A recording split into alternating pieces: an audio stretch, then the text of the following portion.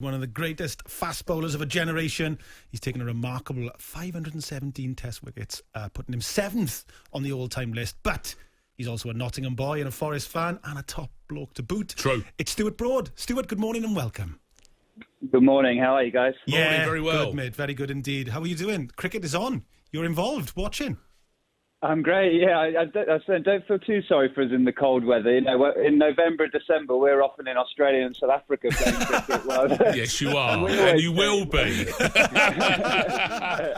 And we often say, "Cool, imagine being a football or rugby player going out to snow." Cool, imagine that. It's a good point, actually. yeah, not too much sympathy there. But I'm here working on the decider, the third ODI between England and India. So exciting to watch, and hopefully the guys can get a win, because they deserve it after a long trip.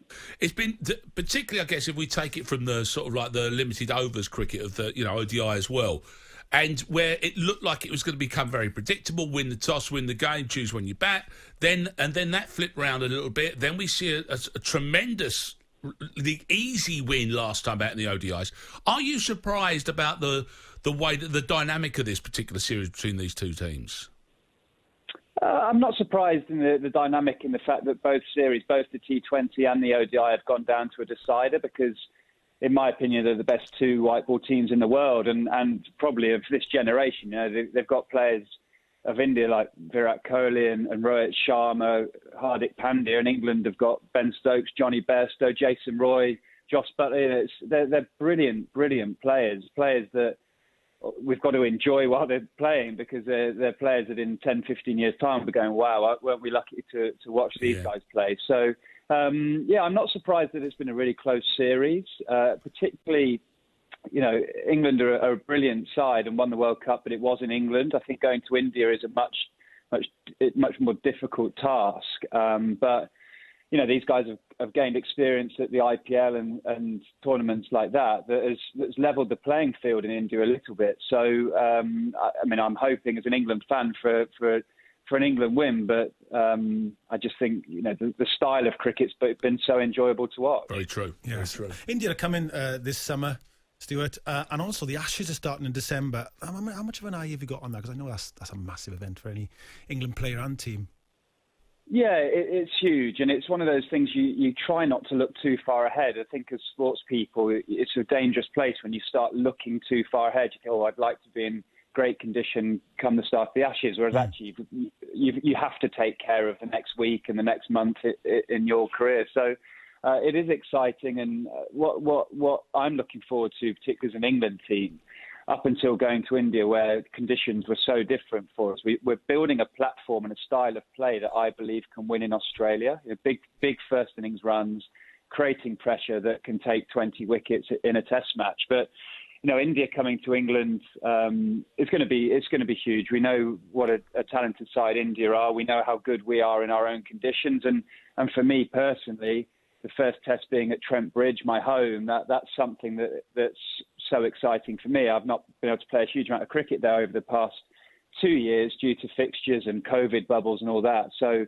for me, that's like the shining star of this summer, the fact that there's the first test against India is at Trent Bridge, and that's really exciting for me. One of my favourite things that Stuart has to do is expound a load of energy reminding people that he's not as old as Jimmy Anderson, which is extraordinarily entertaining for everyone else apart from you, Stuart, I'm going to guess. But on that note, where you currently are in terms of your own fitness, as you say, and I know this is a process for you now, are you just kind of assuming that you've got a full season ahead of you with international duty at the back end? Yeah, that's my mindset. I'm starting for Nottinghamshire, actually bat bowling tomorrow morning, but starting in April playing competitive cricket again in the Championship. So, I actually look at, if you'd have told me at 23, 24, would I still be taking international wickets at 34? I wouldn't have known. I might have doubted you, but I look at the likes of Jimmy Anderson, who's 38 this summer, or is he 39 this summer? I'm not sure. But I'm 4 years younger, as I should remind him. But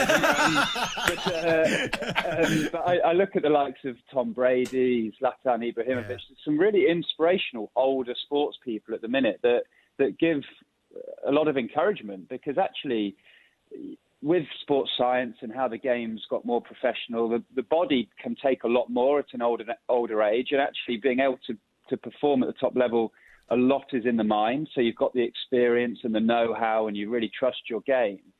So I think in England, we're quite quick at writing people, oh, they get over 30, oh, they're coming to the end, But actually, why not see that as really growing into being almost the peak of the career? And I think, for me personally, the last 2 years have probably been the best of my career.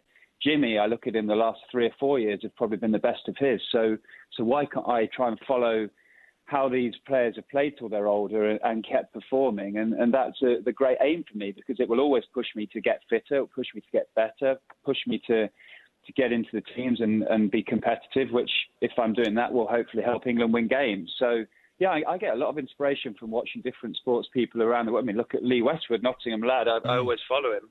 How good's he been for the last year? He's been awesome. So, it's great to see and gives me a lot of inspiration. It's interesting that you talked about Lee Westwood. I'm going to mention Nottingham Forest, you Stuart, because it was a few years back. I seen a great interview with you, and somebody asked you a question at the very end, like, what sporting event would you have liked to have been at? And they obviously expected some kind of famous cricket game, and you went, I wish I was in the Olympic Stadium in 1979. Nottingham Forest win the European Cup. It was a great answer. You're a massive Forest fan. I've seen you at games and that, yeah, and you are a proud Nottingham boy, aren't you?